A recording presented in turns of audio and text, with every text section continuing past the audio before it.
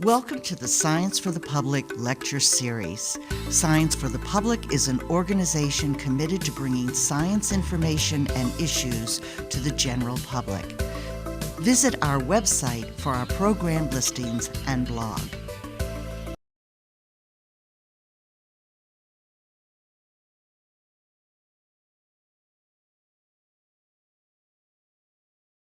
Good evening, I'm Yvonne Stapp, and I welcome you to Contemporary Science Issues and Innovations.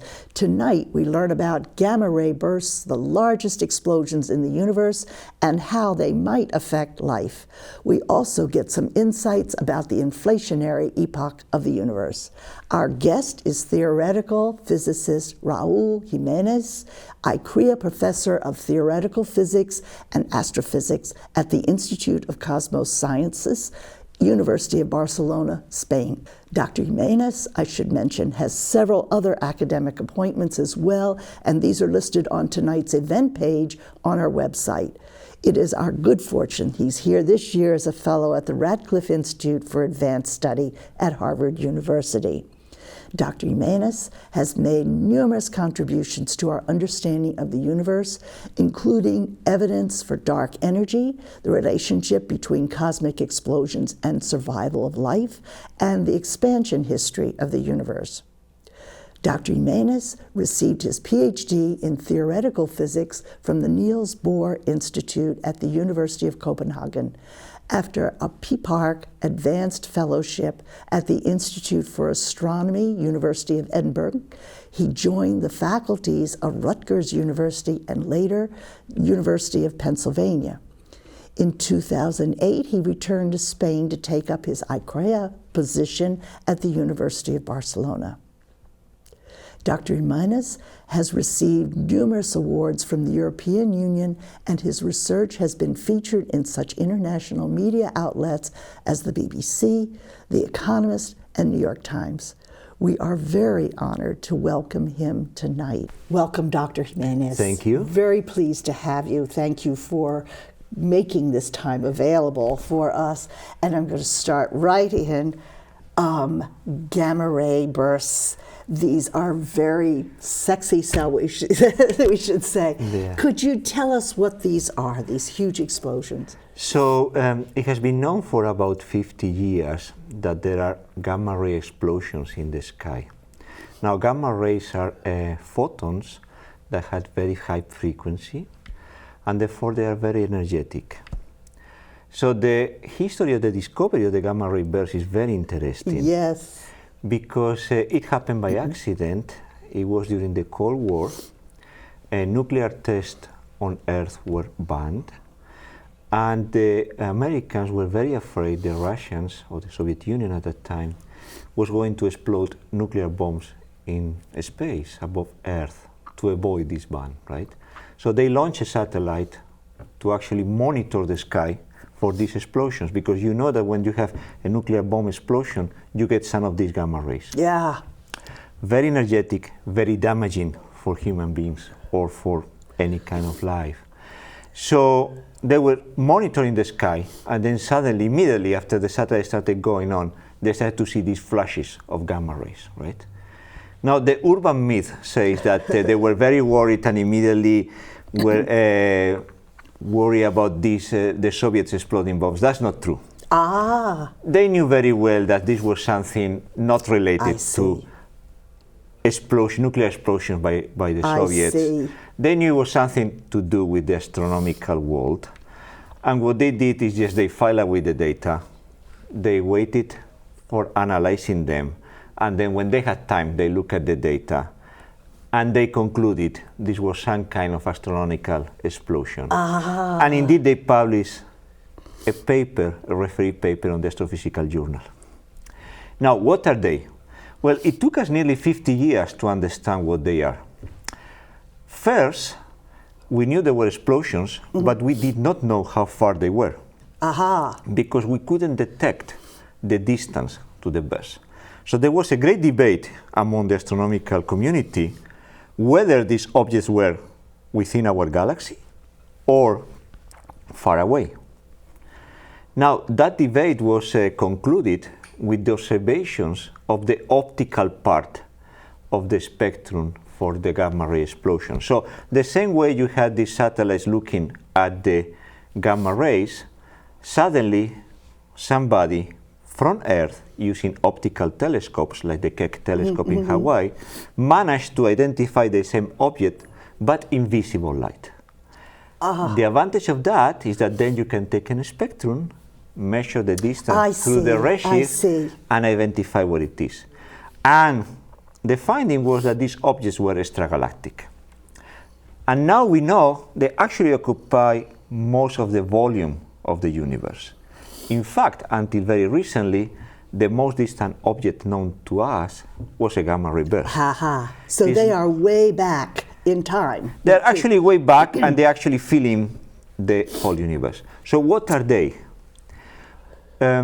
We know that a particular class of gamma rays, the so-called long gamma rays, I will come back to this, to this distinction, because there is a distinction between short and long gamma rays, which is purely botanic, descriptive. It basically means how long they last. All right. You know, how long they shine. The long ones, they shine for about 10 seconds. That's an important number to keep in mind.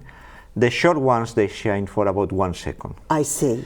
And the important point here is that the nature of the engine to produce gamma rays in these objects is very different, as I will explain in a second.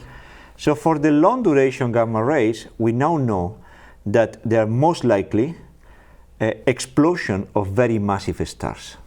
So stars with about 20 or more times the mass of the sun, they become what is called a hypernova, like a supernova. They explode and they generate these gamma rays. How do they do it? Well, the current theory is the following. This very big star will collapse. As it collapses in the center, it will make a black hole. If this black hole rotates, it's going to produce a jet. A jet is like what you see when you see like a collimated source of particles or light or something like that, right? Like when you shine your torch, you have a jet, right? Now this jet is going to pierce through the envelope of the collapsing star. It is so energetic that it's going to create, through collisions, photons that are very energetic, and these photons are going to be the gamma rays that we see on Earth. Can I interrupt just for 1 second? Ask that we could see the image of this, because you mentioned the jets. We see this with black holes. When they show images of black holes, it's the same thing. It's the same phenomenon. So we have here that so image. It's the same phenomenon, but the difference is that we do see these jets, as you say, when you have a black hole at the center, especially for supermassive black holes at the center of galaxies. Or when we have accretion disks around young stars, we do see these jets. The difference here is that this jet is going to encounter the envelope, the interstellar medium of the star. So in the process of piercing through that, it's going to generate these gamma ray photons. So the important point here is that you need to have material like the envelope of a star enclosing the black hole, and that's the source of generating these gamma ray photons. Now, we have very good circumstantial evidence that this is the source of this very long gamma ray bursts, because when we have been looking with telescopes, we can very easily associate the gamma ray explosion with the size of star formations in galaxies. And in many cases now, it is seen that when you have the supernova, you can associate it with the gamma ray source. Most of the massive supernovae, do they have gamma ray bursts? No. No. So it's not... about 1 in a million supernovae, more like 1 in 100,000, will generate a gamma ray burst. So the rate is very low. We have supernovae exploding, right? In our Milky Way, we have a supernova every 100 years. I see. We are overdue 500 years because the last one happened 500 years ago. I see. But that's a statistical fluctuation, right? Okay. So if you count this number, basically for GRBs, we have about 100 every year in the whole universe. Okay. And that's because you're able to see them better now. Is that the idea?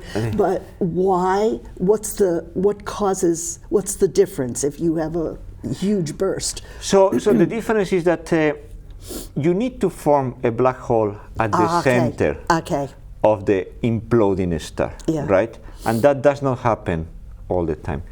Further, this black hole has to be rotating to make a jet. Okay. If it is not rotating, it will not make a jet. So not all of the black holes rotate, or at least initially. They rotate little, right? Yeah, but not enough. To be really not enough. Very interesting. Not enough to actually make the jet, right? Okay. And if this doesn't happen, then you are not going to generate a GRB. Further, these very massive stars that are the ones that generate supernovae, the ones above 10 solar masses, 10 times the mass of the sun, they need to create a black hole at the center. Now, to create a black hole, they have to keep the mass on the star. Because what happens is the following. As the star gets more massive and older, right, it also gets hotter. And then through radiation, it's going to lose the envelope. It's going to lose mass. I see. That's what is called a Wolf-Rayet star. So we'll come back to that. Yes, exactly, yes, right? Yes, that's what we're watching. But if you lose a lot of mass from the star, then you don't have any mass left to make a black hole. Okay. Right? So you have to have the right conditions such that you keep enough mass inside this very massive star to keep the black hole in place. Now, one thing I want to emphasize is that we have demonstrated how you generate gamma rays from these explosions. We know that they are associated to massive stars. But this thing about the rotating black hole, it is still a working hypothesis. It is the most likely one, and there is a lot of circumstantial evidence, but it is not definitive. We may still find a surprise, but I think that 100% of researchers in the field will tell you that the circumstantial evidence is so strong that the only thing we have left is to find the smoking gun for this rotating black hole. Okay, so you need conditions to produce the special bursts to make the gamma rays.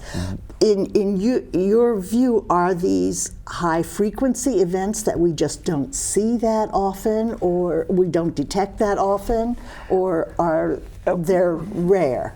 I think they are rare. They are genuinely rare. I think that we may be missing some population of gamma ray bursts because they may be enshrouded by dust. We don't see them. But I think now we have a very good census of the amount of gamma ray bursts. I think within better than a factor of 2, we know how many GRBs, gamma ray bursts, there are in the sky. So they are rare. They are rare. It's not that there is many more of them. And you're not detecting them. It's we have a good census of them. So we know how many there are. Right? And we know that they don't happen very often. And we know also that they are located in regions of the galaxy that has low metallicity content. Could you? So let me explain a bit this, right? After the Big Bang, you generate hydrogen and helium. Those are the elements that you generate. And then the universe cools down, so it cannot keep producing heavier elements like oxygen or carbon. That's what we need to be alive, right? Those elements are produced by the stars, right? When they explode. In two ways, right? Most stars in the universe are like our sun. They will not end up as a supernovae. But through their lives, they are going to produce carbon and process hydrogen into helium. But the important point here is carbon. They're going to produce a lot of carbon. Carbon is crucial for life, at least the one we know it, the way we know it on Earth. oxygen and heavier elements are producing the supernova explosion. That's what you were referring to, when these massive stars explode, right? Now, these heavier elements is what we call in astronomy metals. For us, anything heavier than helium is called a metal. Yes, this is a joke about that. It's a joke, exactly, right? Astronomers as opposed to chemists, right? So it's not iron what we call a metal. Right. For us, anything heavier than helium is what we call a metal. So there are regions in our galaxy that have a lot of these heavier elements like carbon and oxygen, like where we live in the solar cylinder next to our sun, right? And that's good for us because we need that to be alive. But some of the regions in the galaxy do not have much carbon, oxygen, iron, magnesium, all this nitrogen, all these kind of elements, right?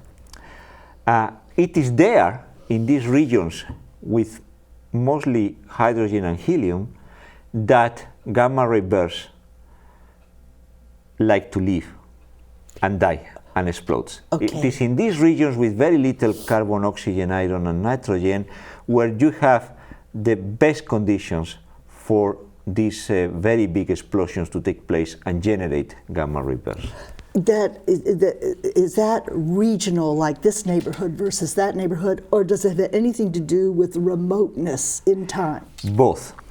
So, in our Milky Way, there are regions that have this very low abundance of heavy elements. Oh. But also, as you look back in time, the amount of regions with low abundance of carbon dioxide grows. Yes. So, of course, as you look back in time, less stars have been formed, less supernovae have exploded, and therefore there is less contamination, if you wish to call it this way, by carbon, oxygen, and iron, and these heavy elements. So, looking back in time, you find yourself in a situation where there is more space, more volume in the universe, where you can actually have gamma ray bursts. While as we march down to our time, to now, there are less and less regions where these conditions are propitious for gamma rays. Yeah. So actually we know that the rate of gamma rays today is 10 times lower than it was about 5 billion years ago, when the universe was half of its age. Okay, so it was smaller. Now, you and a colleague worked on how this affects life, potentially. Right. This is in an Economist article, and it is on our webpage for your event. And it's very interesting because I haven't seen quite this argument before. Would you tell us this? So we have this, why is this a potentially endangers life? So with my colleague and friend Zvi Piran from the Hebrew University, we look at the following question. So we wanted to answer the following question. These are the most energetic explosions in the universe, this gamma ray burst. What will it do to life on Earth if they were close enough, right? So what do? Well, you have this explosion and the gamma photons arrive to Earth. That's not going to do anything to you because there are so few of them that basically you could be looking at the gamma ray in the sky and looking at it, nothing will happen to you. But they do something that it is a bit more cumbersome and potentially very damaging. So when a gamma ray photon arrives to the atmosphere, it will very efficiently ionize nitrogen. These nitrogens will take an oxygen from the ozone molecule, and therefore it will destroy ozone. Now, ozone is crucial to us because it blocks the ultraviolet light that comes from the sun. We have all heard about the ozone hole developing over Antarctica. And as you know, this is an amazing example of a global government getting its act together because it was very quickly recognized that there was a problem, right? It's not good if we get exposed to UV radiation because that basically damages the DNA. It also light that couples very well with the proteins, so destroys them, right? But the catastrophic effect is that actually a phytoplankton, which is transparent, cannot protect from it, and plants also cannot protect from it. So you stop photosynthesis, and you basically have a collapse of the food chain. So it's very bad if you get rid of the ozone layer. Now, what a gamma ray burst will do is actually do that, get rid completely of the ozone layer on Earth if it was close enough. And that will basically cause extinction, because you will destroy the food chain by basically killing all the photosynthesis generation in the planet, and then you run out of the food provider that we have on Earth, right? On the very base of life. At the very basic level, right? So that will be a catastrophic event, right? And it is catastrophic also for another reason that people do not appreciate. We are very good through evolution at adjusting, but this will be an instantaneous effect. You know? From one day to another, from one day to another, you have no ozone layer. So no time to react. Right. Now think about not us, intelligent human beings. Think about when you have 500 million years ago, lesser forms of life, if you wish, or you allow me to use this word, right? Less complex forms of life.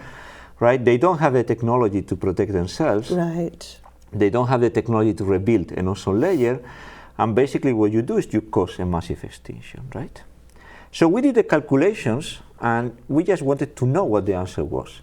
And our conclusion was that the likelihood of one of these catastrophic events happening on Earth is about 100% within the last billion years. And? So every billion years, there is one of these catastrophic events that could be potentially very damaging, right? So it may be that one of these extinctions that happened on Earth, for example, the one 500 million years ago, was due to one of these GRBs events, right? And that was one that was very hard to explain, as a matter of fact. That's so true. I think that was why your thesis was of great interest. Exactly. Because so it happened to coincide. So the thing is that 500 million years ago, there was this complete extinction of surface life, but nothing happened basically below, right? Right, that would be fine. And this will go along very well with this hypothesis, right? That you have a destruction of the ozone layer, and you basically destroy all life form that depends very strongly on light illumination, right? Like phytoplankton on the sea, which is the one providing food and for everything oxygen, else, and also plants on Earth that cannot protect themselves, because of course, if you are a photosynthetic entity, you do need to look at the sun. You cannot live in obscurity, right? You cannot go underneath a cave and say, okay, I'm going to wait here for another 10, 20 or 30 years until the ozone layer is reconstructed, and then I will come out, right? Does the gamma ray have to hit very directly, as we saw that jet? So it's not diffuse, but it has to hit directly? Right. So the fact that it has to hit directly, the answer to your question is yes. Yes. And so these gamma ray burst explosions are very collimated, right? So they're like jets. So their efficiency is very small because it's like a bullet. They have to point correctly, right? That's good for us, because then it means that the chances of missing are very high, and we don't get exposed to as many GRBs as in principle we could if they were isotropic, if there was this explosion that was distributed equally around the whole sphere. Part of what you were talking about, I believe, was that in the earlier universe, where things were closer together and there were more gamma ray bursts at that time, I believe that you said it would be hard for life to really get rolling under those circumstances. One of the findings that we found in our study, in our calculation, was that it seems like, you know, Earth is about as far away as you can from the center of the Milky Way. We seem to be living in the suburbs. Now, the suburbs here in Boston have very low density of stars, right? So we don't have so many neighbors around, And that's the reason we don't have so many gamma rays pointing at us. But if you move closer to the center of the Milky Way, of our galaxy, that's a very dense environment. It's like moving to the center of Boston, to downtown Boston. There are many people around you. Right. Downtown Boston, you live in flats because space is limited, right? Right. And then within, a few yards, you have a neighbor. While if you live in the suburbs, it is more like a mile when you have a neighbor. Right. So this is the same, but now if you have many neighbors, the chances of having gamma ray explosions are much higher. Okay. So you're going to be fried.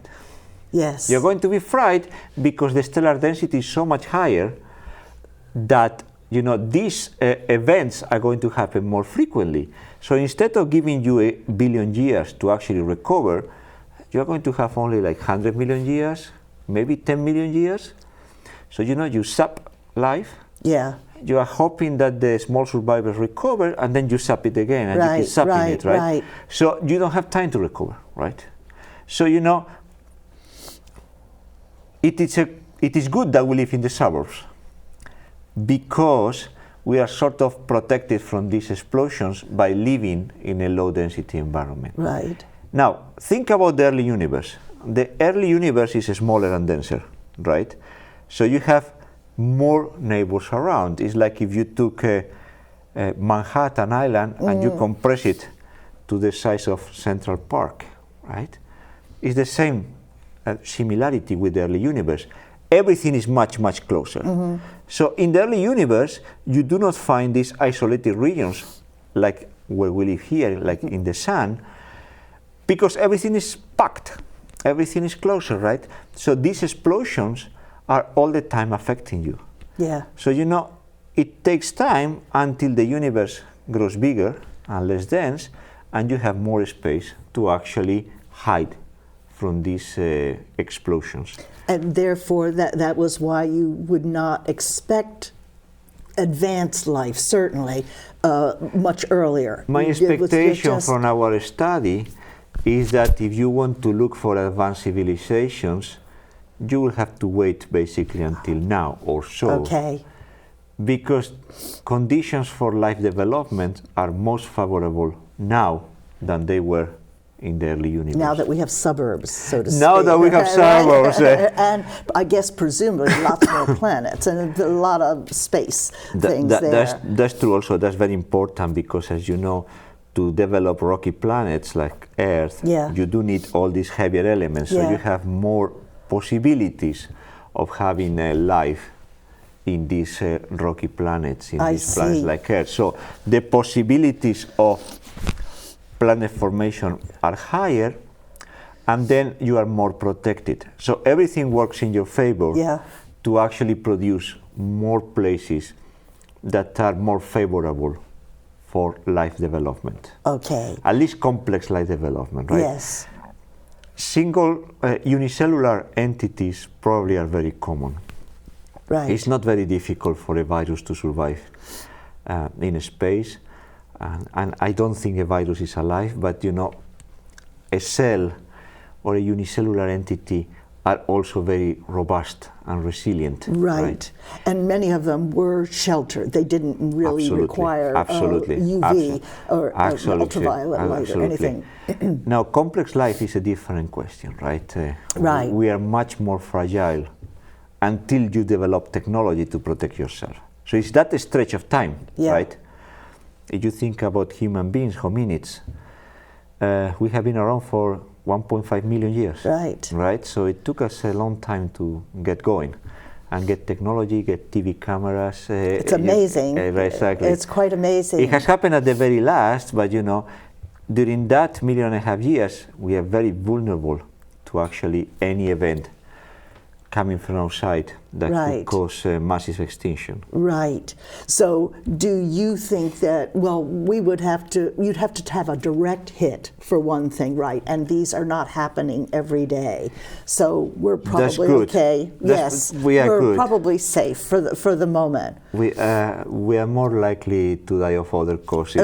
Our self designed here. Absolutely. Yeah, right. Can you tell us about the Wolfray stars? They're very famous, and I believe that they're watching our nearby So the one. Wolfrays are really the most common type of these very massive stars. Okay. They are very spectacular from the point of view, from the visual point of view, right? And they are a great laboratory for stellar evolution, for testing our stellar evolutionary models. And they're spectacular, but they are not damaging to us in the sense that they don't pose a risk to us. They basically are good because they produce the elements we need for life, and they put it out in space, okay. which will then be reprocessed by other stars, and then you will build more elements.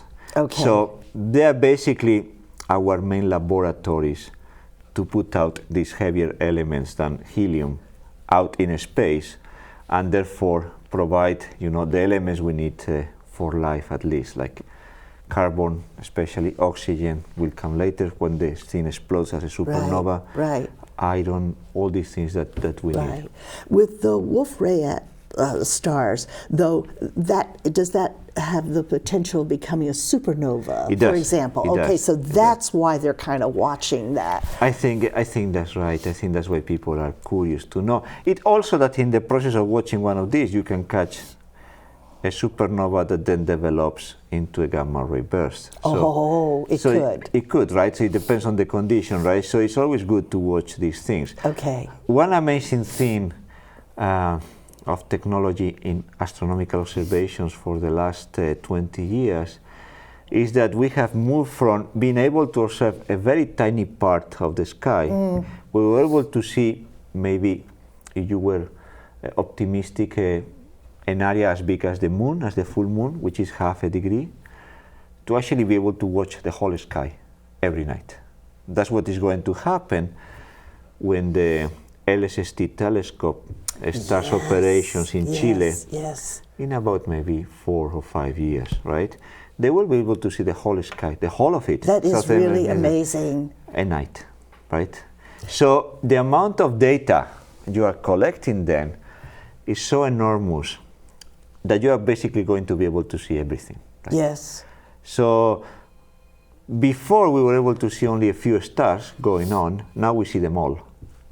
And the challenge there is to be able to analyze these data sets. Yes, I bet. It will fall in what it is now very trendy and fashionable called big data. Yes. Right? Because you are going to be generating petabytes of data. And you need to go through this data. Well, a human being cannot do it, an algorithm, a computer has to do it. You're going to find all these transient phenomena in the sky, and we're going to discover weird things, right? I'm sure that's you must be looking forward to that. I'm very much looking forward to that. I'm very much looking forward to the next generation of space observatories, but also to ground-based telescopes, right? Yeah. There's a fantastic effort here in the US to actually push. I have been told that the wrong expression is to push the envelope, is to push the outside of the envelope. I see, I see. Let's say push the outside of the envelope in our exploration of the cosmos. And just by the by, I understand that there are advantages to, say, optical versus radio. We have all these different kinds of technologies of the telescopes. Is there a preference, or does it determine what you are looking for? So, the preference is determined by cost and economic cost. In an ideal world, imagine that tomorrow I'm asked, well, build whatever you need to do your observation. Then I will start all the way from the gamma part of the spectrum to the radio, right? I will put satellites, from gamma rays, from ultraviolet, for X-rays. I will build telescope for the optical part of the spectrum. I will put satellites for the infrared, because the atmosphere is blocking those exactly. bands. That's why. But the radio also is an amazing window that is opening to us. Yeah. Because the exciting thing that is happening is that we are going to be able to observe the whole sky as well. Yeah. In the radio. The radio, and I really mean the radio, is these frequencies that we are using not for this program. Right, because right. Radio's telescope. It is not being broadcast, it is being webcast. But in the radio, it's the same frequencies that we use for broadcasting our TV programs and our radio programs, right? The same frequencies, right? The 2-meter band, we are going to use it to actually look out in the sky. And the interesting thing is that if you look in that frequency, you see all the hydrogen in the universe, all of it, right? And this hydrogen is like a map of the cosmic web. It is telling you exactly, and you can trace the whole cosmic web. In the same way we do it now in our numerical simulations in our computers, that we are able to simulate exactly how the cosmic web of the universe looks. We can now go and observe it. And then by comparing our computer simulations with these observations, we can figure out the nature of dark matter, the nature of dark energy, that mysterious component that it is accelerating the universe today, hopefully the nature of neutrinos, this mysterious particle that is the lightest particle in the universe, and maybe more things. The most exciting things will be that we find things that we did not expect. I'm sure. That will be the most exciting thing. Right. But coming back to your question, if I didn't have a budget limit, we could do these things tomorrow. It is not even a technological barrier. We have the technology. The technology is there to build these things. It's only that these things cost a lot of money. But even though it's an international effort at this point. Well, I mean, they cost tiny compared to the whole budget of GDP world production. But you know, we have to do other things with our money. We have to take care of sick people. We have to take care of roads. We have to take care of education, right? Right. Money but has to be there distributed. is money. The money. The money is there. Well, it's I can just give you some numbers. You know, if I was in an ideal world and you asked me, okay, build any telescope you need to advance astronomy, probably we'll need of the order of $10 billion, maybe That's 20. That's not a lot of money. That's not a lot of money. $20 billion is not a lot of money, right? And I will be done. what you'd find. Exactly. Considering that you are discovering the universe and potentially finding extra life. Exactly. Which will be the biggest discovery of mankind. Yes. If we ever manage to find extra life. Now, whether or not this is good or bad is another discussion that we can have, right? I have my own personal view about that, you know. Have you? Would you share it? Yes, of course. I would stay quiet, you know, because... Would you stay quiet if you found it? I will not tell anything to them, because either we are way ahead of them, and they are or just they are way ahead of us. And that's the problem. They are way ahead of us, right? Yes. And then we are insects to them, right? We are food. We are nothing, right? So, but this is a very personal view. This is not a scientific approach. I'm just giving you my personal view of what I think. Think of like Steve Hawking mentioned, no, keep them away. Right. So I will stay quiet. It's fine to look for them and know where they are. I would not tell them we are here, right? No, looking for them is good. You know, looking for them, trying to figure out what they are. I would not tell them we are here. That's what I will do. I will be quiet. SETI will. SETI will, right? I will not tell them where we are. That's what I would do. Okay.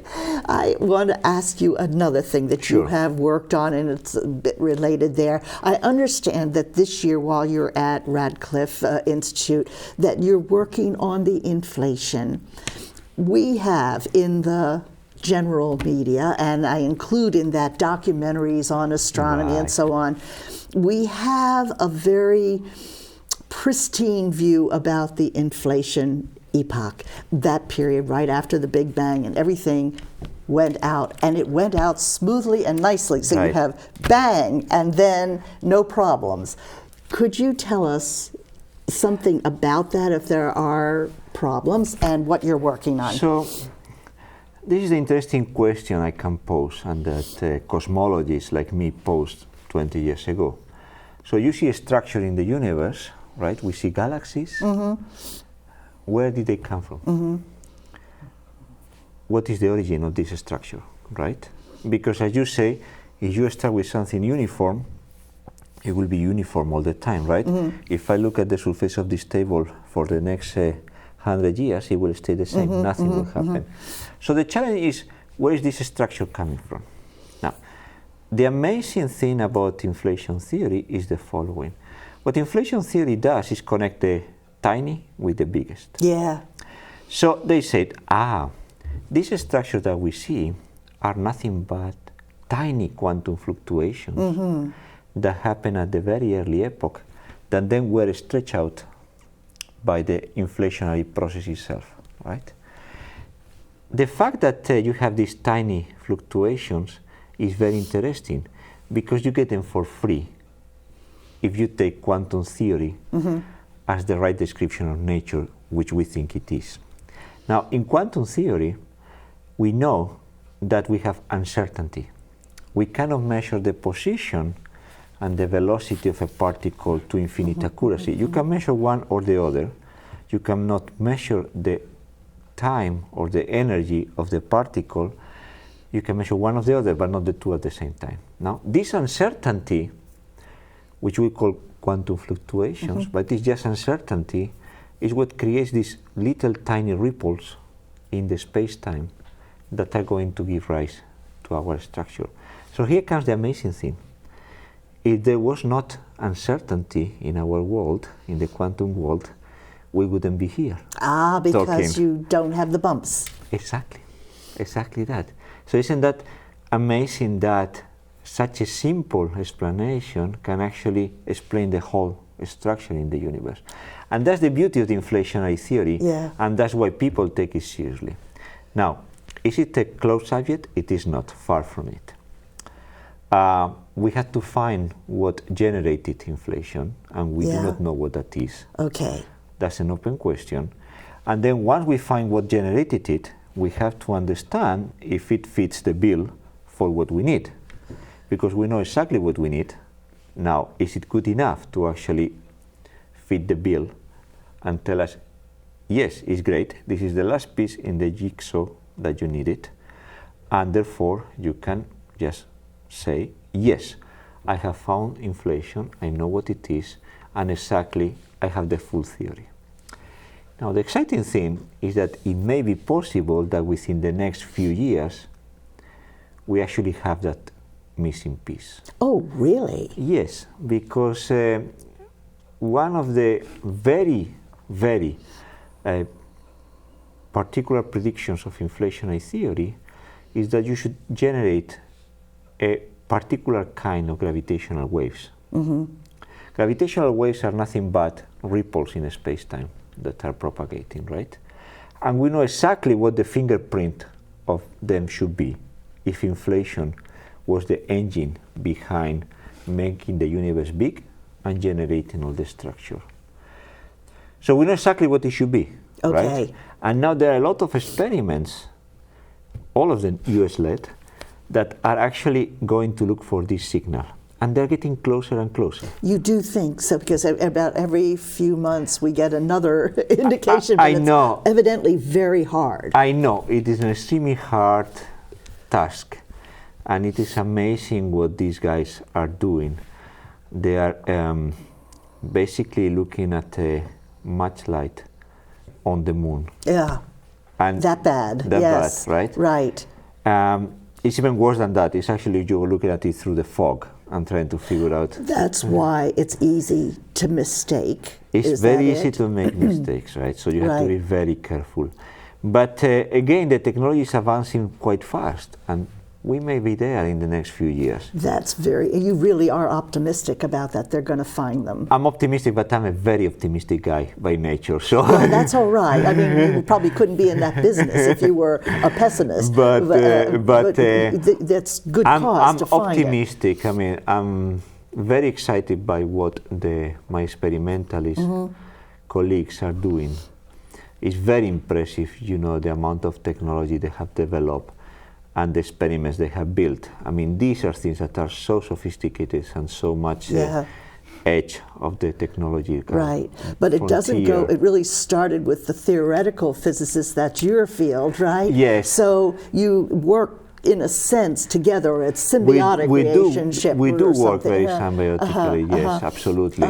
And what does, well, I guess you posit that there must have been gravitational waves. That's the prediction of inflation, right? And the pattern is very clear what they should be. So it's not only that you get gravitational waves and you jump the gun, you also know what shape these gravitational waves should have.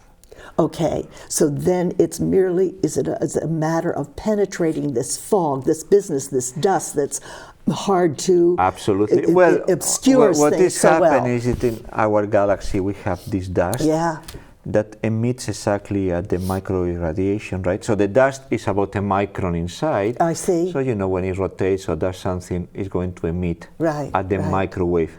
So it can be ambiguous, it can be ambiguous. But we are developing the tools to take that signal out. Right. That's very interesting that and you're actually, that and close. actually, well, it's very interesting that within my lifetime, I went from not even knowing that there was a cosmic microwave radiation. It was discovered when a bit before I was born, a few years before I was born, all the way now to actually getting close to getting all the signal about this radiation and knowing everything about it. Yeah. Isn't that amazing? That's a span of 45, 50 right. years. It's amazing. That in this time, in this half of lifetime, you know, you have seen this development from 0 to infinity.